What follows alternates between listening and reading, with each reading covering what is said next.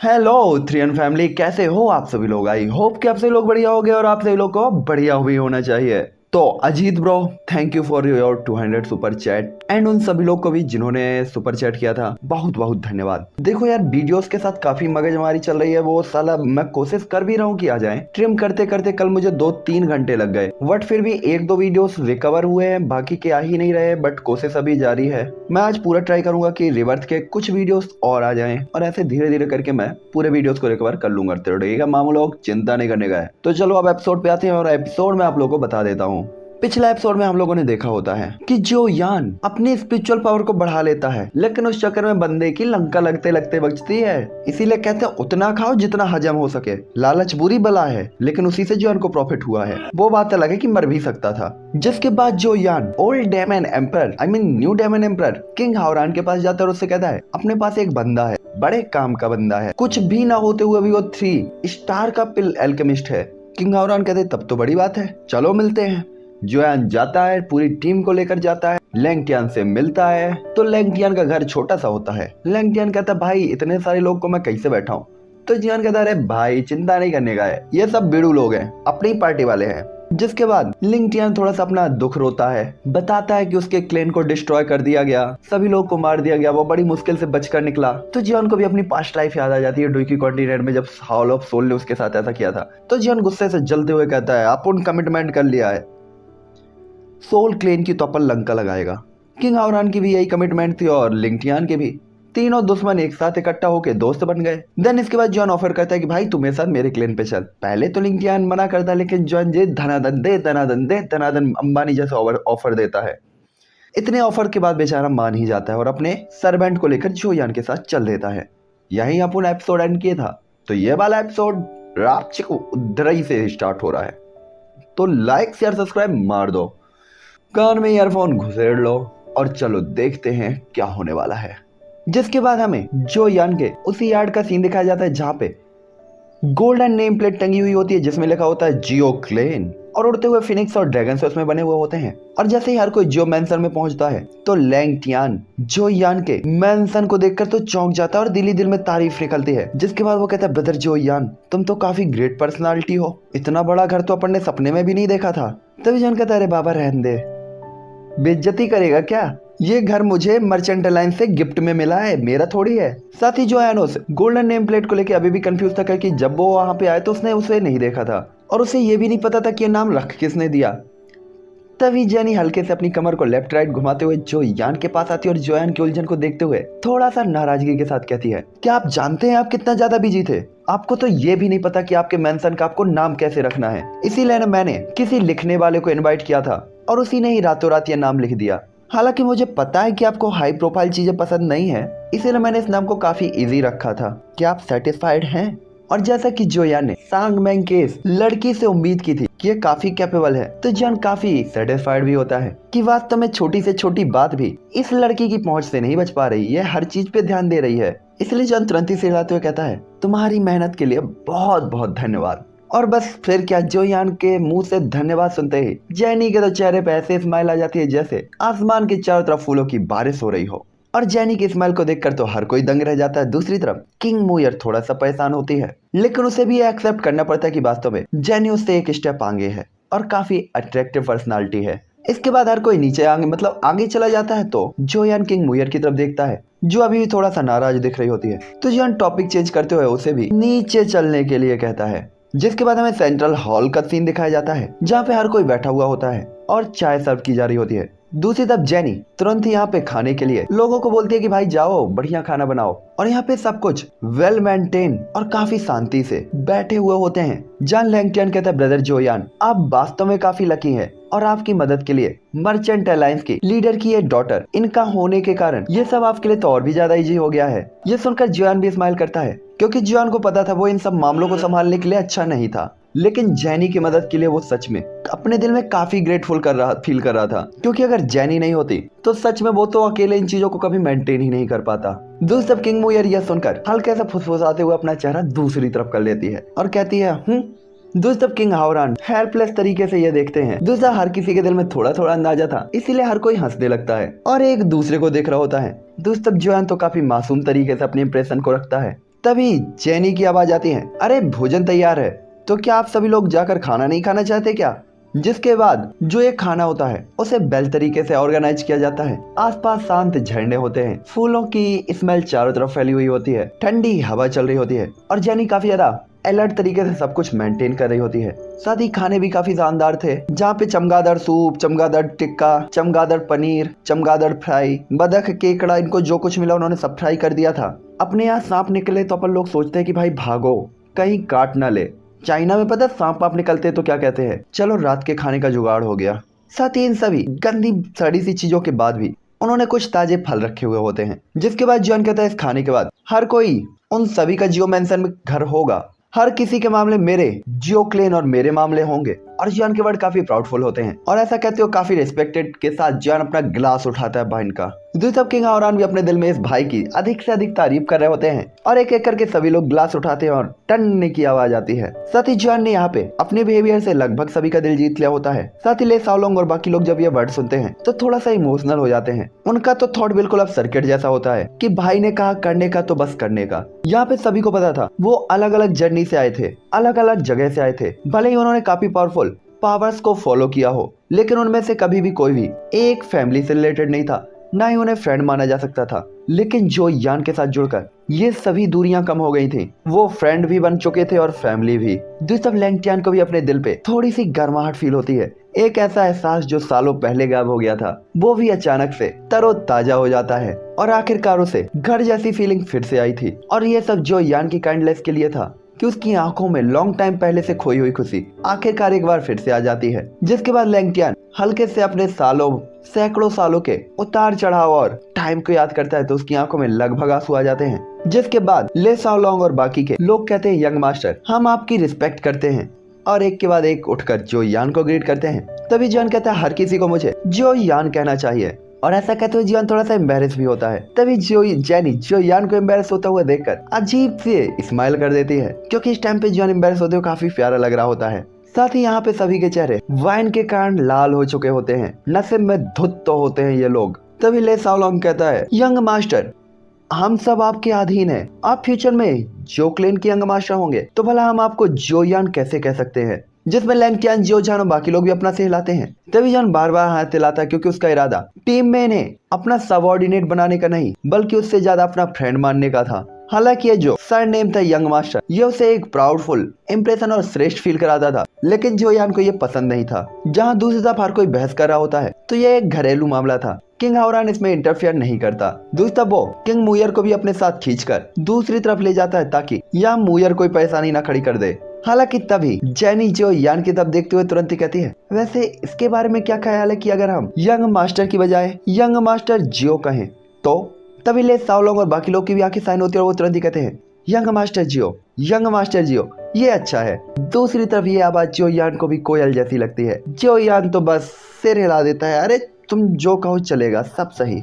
जिसके बाद किंग हावरान भी अपने दिल में कहता है ब्रदर को जेनी की मदद मिली है, ये वास्तव में पंखों वाले बाघ की तरह है, उसे ग्रीफिन कहा जाता है ना शायद, क्या पता। चलो आगे चलते हैं। यहाँ पे किंग हावरान मदद नहीं कर सकता था लेकिन दिल ही दिल में तारीफ करता है। दोस्तों उसकी आंखें किंग मुयर की तरफ जाती हैं और वो हल्के से उदास भी हो जाता है कि काश ये लड़का मेरी बहन को मिला होता। हालांकि यहाँ पे केवल एक ही वर्ड का अंतर था, लेकिन इसमें बिल्कुल जो मीन्स था बदल दिया गया था। यहाँ पे सर्वेंट और ओनर ये जो एक बैरियर दिख रहा था वो भी हट गई थी और ये एक नॉर्मल वर्ड लग रहा होता है जहाँ जॉन अपनी पूरी टीम के साथ एक जैसा रह सकता था। दूसरा मानो किंग हावरान की नजरों को फील करते हुए जेनी तुरंत ही सिर घुमाती है और उनकी तरफ एक सॉफ्ट स्माइल पास करती है।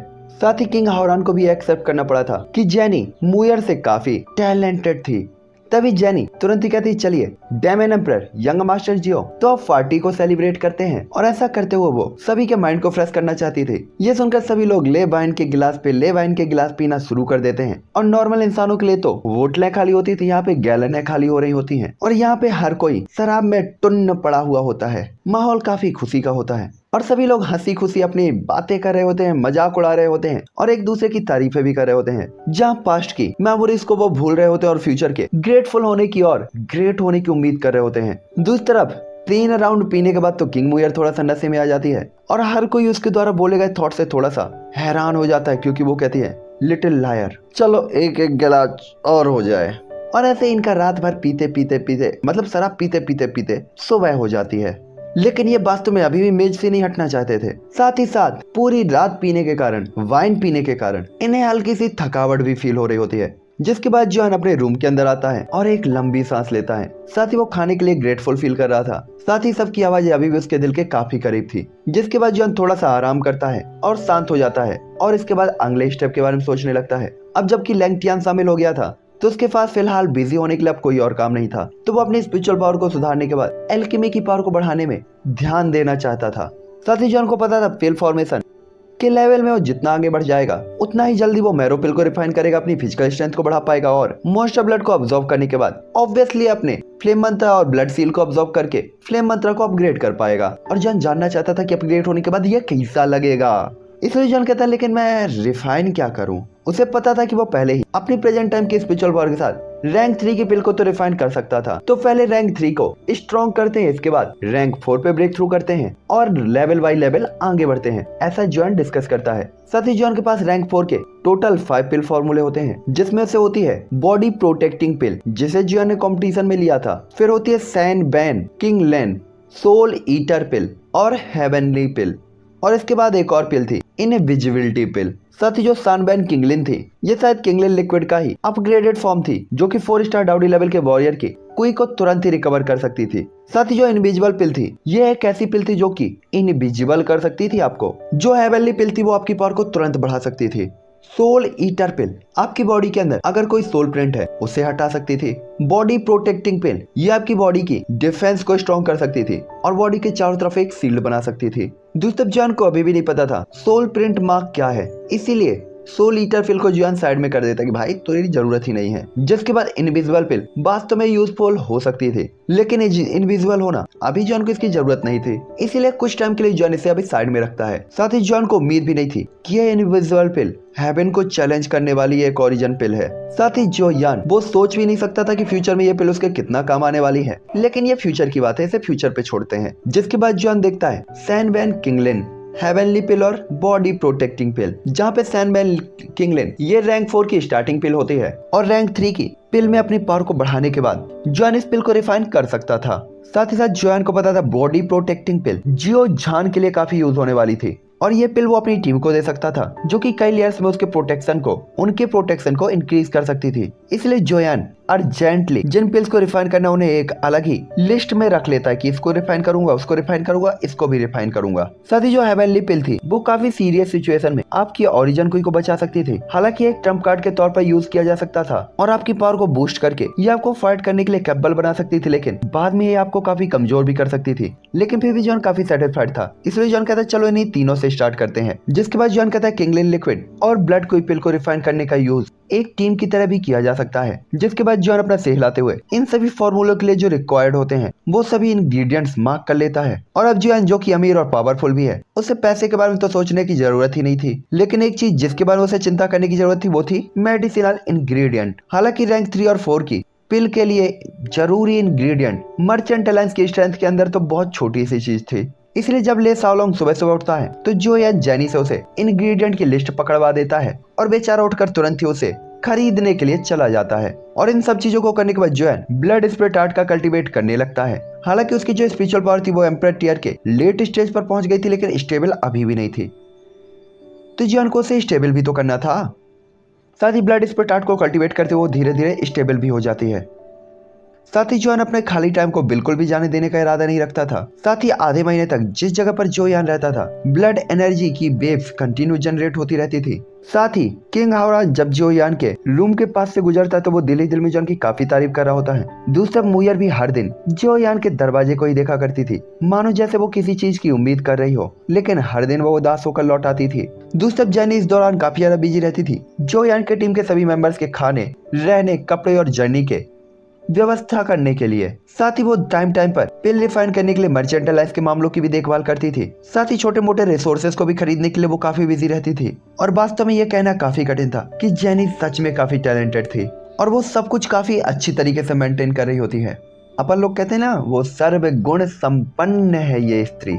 दूसरी जोयान और जेनी को सपोर्ट करने के लिए और उनसे इंस्पायर होकर ले शाओलोंग और जो जान भी दिन रात अपने बैटल स्किल्स को कल्टीवेट करने के लिए काफी कड़ी मेहनत करने लगते हैं और सब कुछ शांति से बीत रहा होता है। जिसके बाद जेनी के द्वारा दी गई लिस्ट की वो इंग्रेडिएंट जो यान तक पहुंचा दी जाती हैं। तभी जो यान वहां पे कहता है और जो यान की बात को सुनकर तो हर कोई हैरान हो जाता है, क्योंकि जान ने कहा था जेनी को भी अब उसकी देखभाल करने दे और उसे और ज्यादा काम न देना ही उसे थकाए। और अगर आप में से सबके पास टाइम है तो लैंगटियान के लिए भी कुछ पिल इंग्रेडिएंट और फॉर्मूलों को उसे सौंप दे, ताकि वो भी अपना पिल रिफाइनमेंट स्टार्ट कर सके। और जॉन की ये बात सुनकर तो जेनी और लैंगटियान उनकी आंखों से तो लगभग आंसू से ही आ गए होते हैं। और अपनी सिचुएशन को ठीक करने के बाद इंग्रेडिएंट लेने के बाद जॉन बिना किसी रोक टोक के सीधा ही अल्केमी रूम के अंदर चला जाता है। जिसके बाद जॉन जो मेंशन के अंदर अल्केमी हॉल पे एंटर होने का ये उसके लिए फर्स्ट टाइम था, इसलिए वो स्टोन गेट को धक्का देकर खोलता है तो अंदर काफी बड़ा एरिया होता है और एक काफी बड़ा ब्लू कलर का फ्लोर होता है, जिसके ऊपर काफी हाई लेवल के इंग्रेडिएंट रखे हुए होते हैं। साथ ही वहाँ पे एक छोटा सा रोशनदान भी होता है जिससे ब्लू स्काई को देखा जा सकता था और ये जगह काफी आरामदायक भी लग रही होती है, इसलिए जॉन कहता है ये वास्तव में अच्छा है। जिसके बाद जॉन गोल्डन टावर को बाहर निकालता है और इसके बाद जॉन कहता है लॉन्गी, तुम्हें देखे हुए काफी टाइम लग गया, तुमने काफी लाइटिंग्स को ऑब्जर्व किया था, अब तो मुझे पता भी नहीं कि तुम्हारी पावर किस लेवल पर होगी। और इसके बाद जॉन वेट करने लगता है लॉन्गी के बाहर आने का। तभी जो यान की आवाज को सुनकर लॉन्गी तुरंत ही बाहर आता है और लॉन्गी काफी एक्साइटेड तरीके से जॉन को देखता है, काफी ज्यादा प्यार से। साथ ही लॉन्गी जो कि काफी लॉन्ग टाइम से गोल्डन टावर के अंदर लाइटिंग्स को ऑब्जर्व कर रहा था, उसने आखिरकार सभी लाइटिंग्स को ऑब्जर्व कर लिया था। साथ ही वो काफी लॉन्ग टाइम से जो यान को देखने के लिए बाहर आना चाहता था। तभी जो यान भी लॉन्गी को नीचे से ऊपर तक देखता है और फील करता है कि लॉन्गी की बॉडी में तो काफी सुधार हुआ था, जिससे जो सेटिस्फाइड होते हुए उससे पूछता है, अरे बाप रे, ये कैसे किया तुमने और तुम्हारी पावर किस स्टार पर है? तभी लॉन्गी थोड़ा सा एक्साइटेड होकर कहता है, पापा मैं 3 स्टार पर पहुंच चुका हूँ, साथ ही मैंने काफी सारी पिल लाइटिंग्स को ऑब्जर्व कर लिया था। ये सुनकर तो जॉन भी काफी खुश होते हुए अपना राइट हैंड उठा लेता है कि वास्तव में पिल लाइटिंग ने लॉन्गी की पावर में काफी अच्छा सुधार किया था। इसलिए वो कहता है, बहुत अच्छे बेटे, तुमने हमारा नाम रोशन कर दिया। जिसके बाद जॉन लॉन्गी के साथ कुछ देर तक बातचीत करता है और इसके बाद जॉन कहता है, लॉन्गी क्या तुम रैंक 4 की पिल लाइटिंग को ऑब्जर्व कर सकते हो? और ऐसा कहते हुए जॉन अपनी भुएं चढ़ा लेता है। तभी लॉन्गी कहता है, रैंक 4 की पिल लाइटिंग, और दंग रह जाता है। उसे पता था पिल रैंक जितनी ऊंची होगी लाइटिंग भी उतनी खतरनाक होगी। साथ ही उसे पता था रैंक 3 और रैंक 4, येलो रैंक और मिस्टीरियस रैंक 2 अलग अलग रैंक थी। जैसे मिस्टीरियस रैंक 3rd और 4th के लिए था, 5th और 6th के लिए अलग रैंक, फिर 7th और 8th की अलग, और ऐसे ही रैंक के साथ साथ पिल लाइटिंग भी बढ़ती जा रही होती है। हालांकि जो यान के क्वेश्चन को देखते हुए लॉन्गी थोड़ा सा हैरान होता है और जो यान की तरफ देखता है। दूसरी तरफ जो यान थोड़ा सा एम्बैरेस फील कर रहा होता है तो लॉन्गी कहता है, आप रैंक 4 के अल्केमिस्ट हैं, इतनी जल्दी? लॉन्गी कुछ टाइम पहले के सीन को याद करता है जब जॉन रैंक 2 की पिल को रिफाइन कर रहा होता है। जिसके बाद तो बीच में वो पिल लाइटिंग को ऑब्जर्व करने के लिए चला जाता है और जॉन रैंक 4 में पहुंच जाता है। लॉन्गी को ये एक मजाक जैसा लग रहा होता है। दूसरी तरफ जो यान वो भी काफी हैरान होता है और जोर से हंसता है। उसे उम्मीद नहीं थी कि लॉन्गी वास्तव में ऐसा कुछ उससे पूछेगा, इसलिए जॉन लॉन्गी से कुछ भी नहीं छिपाता, उसे बिगनर कंपटीशन और घोस्ट की पावर को ऑब्जर्व करने वाली हर एक चीज को बता देता है। तो लॉन्गी को अचानक से एहसास होता है कि अच्छा पापा सही कह रहे हैं। जिसके बाद बात करते हुए वो हंसने लगता है और जॉन के क्वेश्चन के बारे में सोचकर वो थोड़ा सा घबराते हुए कहता है, मुझे नहीं लगता कि कोई समस्या है, इसे काम तो करना चाहिए। लॉन्गी जो यान को परेशान नहीं देख सकता था और उसकी टेंशन को दूर करने के लिए वो हर एक चीज के लिए रेडी था। साथ ही साथ उसकी पावर भी 3 स्टार डाउडी में बढ़ चुकी थी, तो फिजिकल स्ट्रेंथ को लेकर भी वो काफी टेंशन फ्री था। इसलिए लॉन्गी कहता है, ठीक है, ट्राई करने में कोई बुराई नहीं है। साथ ही साथ लॉन्गी 9 मिस्टीरियस गोल्डन ड्रैगन था, इसलिए उसे लाइटिंग से ज्यादा इफेक्ट तो नहीं पड़ना चाहिए था। साथ ही लॉन्गी को भी टेंशन फ्री देखकर जॉन तुरंत ही अपने युआन मू कोल्ड्रोन को अपेयर करता है और इसके बाद अपेयर होती है जो यान की फ्लेम। जिसके बाद आसपास पूरे ही कमरे का टेम्परेचर बढ़ जाता है, लेकिन बेशक इस टेम्परेचर का जो यान और लॉन्गी पर कोई भी इफेक्ट नहीं पड़ता।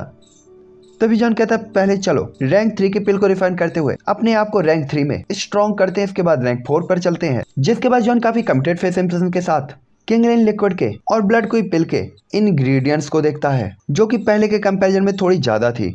साथ ही जॉन ने जानबूझकर इन इंग्रेडिएंट्स के सैकड़ों जोड़े खरीदे होते हैं। जिसके बाद जो यान के एक ही थॉट के साथ अर्थ एक्सप्लोसिव फायर और कैओस होली फ्लेम एक्टिवेट हो जाती हैं और कोल्ड्रोन के बीच अपेयर होती हैं। जिसके बाद जॉन इन इंग्रेडिएंट को उनके बीच में डाल देता है और इनके टेम्परेचर के साथ ये इंग्रेडिएंट ग्रिल होना स्टार्ट हो जाते हैं। साथ ही यहाँ पे ये लिक्विड में भी चेंज हो रहे होते हैं और साथ ही साथ हाई लेवल के कुलड्रोन और स्काई फायर को देखते हुए जॉन को कॉन्फिडेंस था कि वो इन पिलों को जल्दी ही रिफाइन कर लेगा। साथ ही अपनी एल्केमी के साथ साथ जॉन अपनी एल्केमी को ग्रो करना चाहता था, उसकी पावर बढ़ाना चाहता था और इसी के साथ साथ वो लॉन्गी की पावर को भी बढ़ाना चाहता था, जिसके लिए जॉन पिल लाइटिंग का यूज करना चाहता था। साथ ही उसके आसपास काफी सारे रैंक 5 के डाउडी लेवल के वॉरियर थे और जॉन की 3 स्टार की पावर अभी भी बहुत कम थी। साथ ही लॉन्गी की पावर के बढ़ने के लिए वो फ्यूचर में लॉन्ग टियान की भी काफी मदद कर सकता था। साथ ही लैंग टियान फ्यूचर में जियो क्लेन के अंदर 5 स्टार डाउडी लेवल के वॉरियर्स को क्रिएट करने में जॉन की काफी मदद कर सकता था।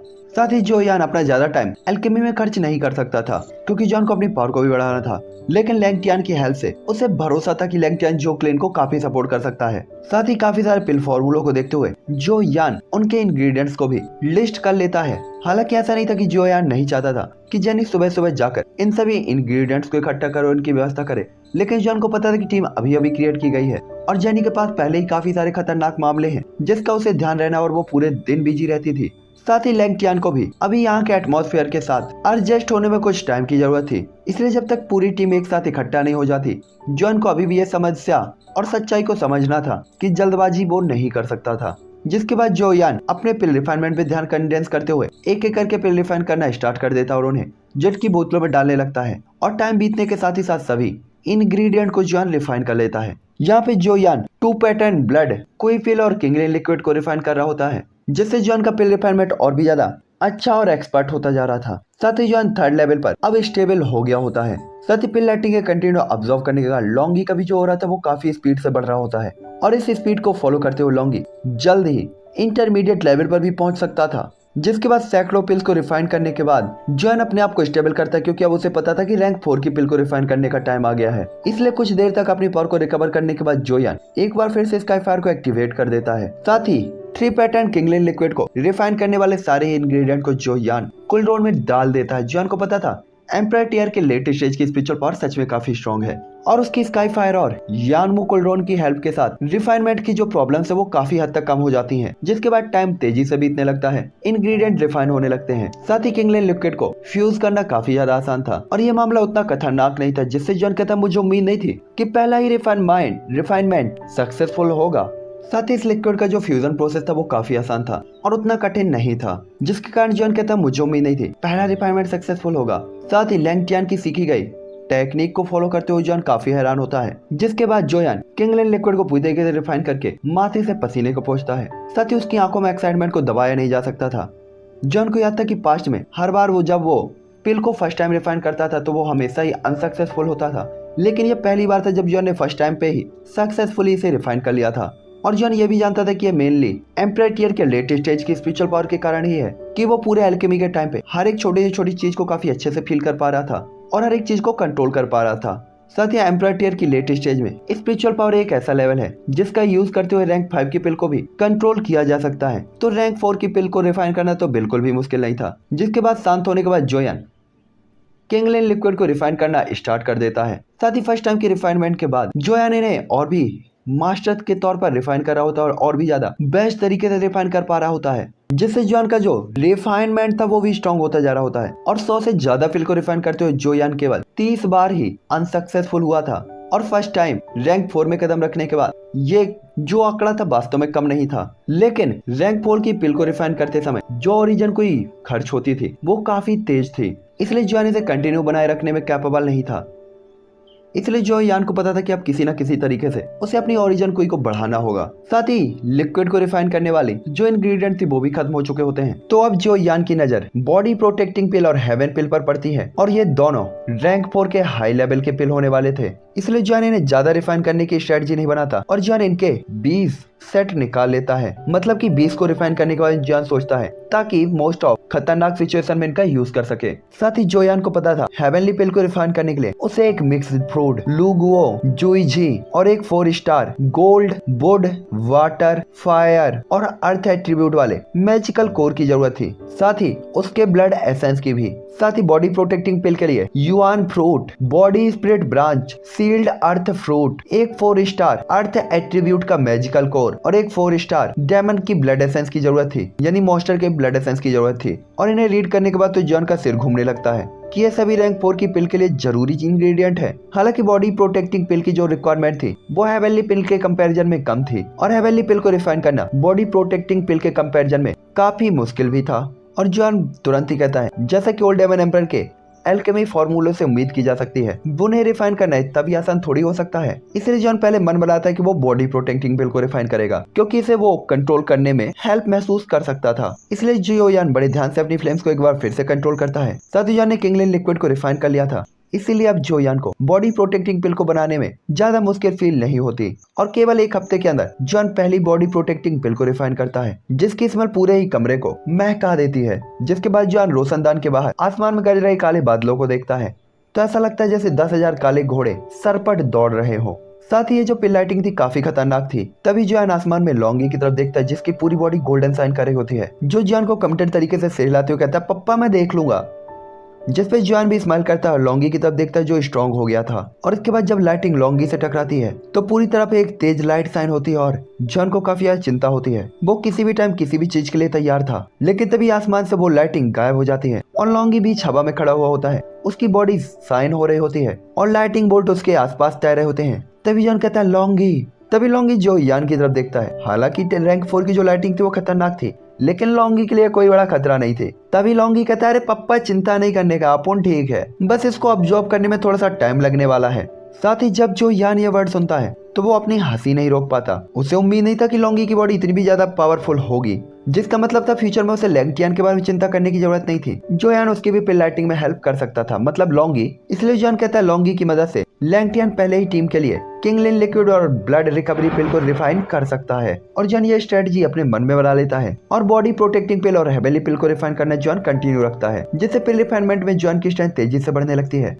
साथ ही जॉन के हाथों काफी सारे इंग्रेडिएंट बर्बाद भी हो रहे होते हैं, लेकिन जॉन को यहाँ पे अमीर होने का एहसास हो रहा होता है कि अपने को पैसे की जो टेंशन ही नहीं है, क्योंकि मनी ट्री जो यान के पास था। जेनी भाई जेनी। साथ ही जो यार लॉन्गी की भी फिजिकल स्ट्रेंथ की बार बार तारीफ करता है, क्योंकि उसने लगातार 20 बार रैंक 4 की पिल लाइटिंग को ऑब्जॉर्व किया था। साथ ही लॉन्गी की जो बॉडी तो वो और भी ज्यादा डार्क गोल्ड होती जा रही होती है और ऑरा बढ़ता जा रहा होता है, जिसका मतलब था लॉन्गी की पावर में काफी सुधार हुआ था, जिससे जॉन काफी खुश होता है। साथ ही एक ही झटके में 3 महीने से ज्यादा का टाइम बीत जाता है और जो यान के जियो मेंशन के ऊपर ये गड़गड़ाहट की आवाजें कंटिन्यू गूंजती रहती हैं। दूसरा जो यान जो खाना पीना सोना सब कुछ भूल गया होता है, उसे उम्मीद नहीं थी कि उसका नाम पहले ही पूरे कॉन्टिनेंट में सुनाई दे चुका है। साथ ही मर्चेंट अलायंस ने जो यान के साथ कोऑर्डिनेशन में इन पिल्स के बारे में पहले ही अनाउंस कर दिया होता है। दूसरी तरफ डांडियान के पिल मार्केट में मेडिसिनल इंग्रेडिएंट की शॉप्स को वापस लेने का अनाउंसमेंट कर दिया होता है, जिससे पूरे मेनलैंड में हड़कंप मच गया होता है। हर कोई यहाँ पे जानता था कि मर्चेंट अलायंस और पिल पैलेस दोनों के बीच में ही पिल्स को लेकर एक कंपटीशन बना रहता था। साथ ही इसके अंदर का काफी बड़ा मुनाफा और इसमें लगने वाले काफी सारे रिसोर्सेस ही इन दोनों ताकतों का फाउंडेशन भी थे और नींव को भी इफेक्टिव कर सकते थे। साथ ही मर्चेंट अलायंस के ऐसे बिहेवियर के कारण डांडियान काफी ज्यादा हैवीली इफेक्टिव होता है और वो पिल मार्केट से पीछे हटने का फैसला करता है, क्योंकि उसे लग रहा था कि शायद मर्चेंट अलायंस कोई बड़ी स्ट्रेटजी बना रहा है। साथ ही हर जगह पर यही चर्चा चल रही होती है और सभी लोग इस खबर से चौंक गए होते हैं। दूसरी तरफ सांगमैंग ने सांगमैंग डिस्ट्रिक्ट के अंदर ही पिल्स को सेल करने के लिए एक मेडिसिनल मार्केट क्रिएट कर दी होती है। साथ ही उसने पूरे ही डाउडी कॉन्टिनेंट के अंदर लाइटिंग की स्पीड के साथ काफी सारे सब शॉप्स को खोला होता है, जो कि पूरे ही एरियाज में पिल को सप्लाई करते थे और इसी के कारण डांडियान के साथ कॉम्पिटिट करने में अब उनकी जो स्ट्रेंथ थी बढ़ गई होती है। साथ ही हर कोई इस खबर से चौंका हुआ होता है और वो अच्छा प्रदर्शन देखने के लिए काफी ज्यादा हैरान था कि वास्तव में मर्चेंट अलायंस ने इस बार एक पावरफुल ब्लॉकबस्टर पर्सन को चैलेंज कर दिया और उसे गिरा दिया। साथ ही इस टाइम पे मर्चेंट अलायंस की जो सब शॉप्स होती हैं वो भी बिल्कुल मेन हॉल के जैसी ही होती हैं।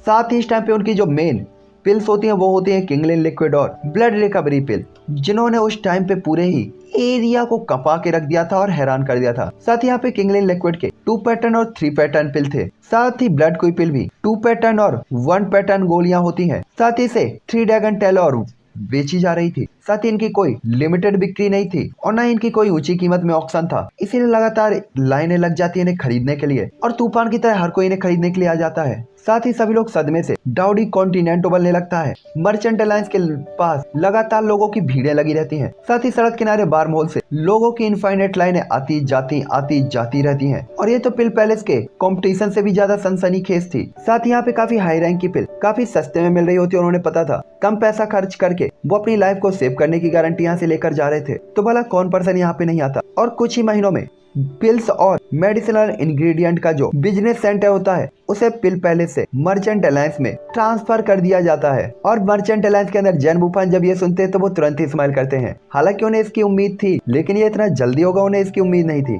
और आखिरकार अनगिनत वर्षों में जहाँ मर्चेंट अलायंस ये चाहता था आखिरकार वो हो गया था। उन्होंने वास्तव में डाउडी कॉन्टिनेंट के अंदर अपनी सुप्रीमेसी को स्थापित कर दिया था। इस टाइम पे जैन वुफान इतना भी खुश नहीं होता। हालांकि उसे लंबे टाइम तक पिल पैलेस के ईगोफुल बिहेवियर ने नाराज किया था क्योंकि पिल पैलेस हमेशा ही सोचता था कि वो पिल मार्केट का मास्टर और ओनर है, लेकिन जैन वुफान के पास ऐसा कोई भी रीजन नहीं था। लेकिन इस बार वो काफी खुश होता और बेशक इसमें जो यान के कंट्रीब्यूशन को नहीं हटाया जा सकता था। साथ ही मामला यहाँ तक पहुंच गया तो इसे अब छिपाने की जरूरत नहीं थी। इसलिए जैन वुफान मर्चेंट अलायंस के साथ जो यान के कोऑपरेट करने की खबर को पूरे कॉन्टिनेंट पे बताने का ऑर्डर दे देता है। और मर्चेंट अलायंस की ग्लोरी के बाद तो जोयान के नाम का ये बर्ड और भी तूफान के साथ लोगों के दिल में चला जाता है। और जब लोगों को पता चलता है कि इस हाई लेवल के पिल का ओनर वास्तव में एक अननोन पर्सन है जो कि 3 साल पहले ही इस कॉन्टिनेंट में आया, तो सभी काफी हैरान भी होते हैं और इस नाम को याद कर लेते हैं जो वास्तव में डाउडी कॉन्टिनेंट की अर्थव्यवस्था को पलट रहा था। साथ ही आसमान में जियो क्लेन वो अभी भी शांत और अनजान था। उसे तो मर्चेंट अलायंस और जोयान के समझौते के बारे में पता ही नहीं था कि जियो क्लेन और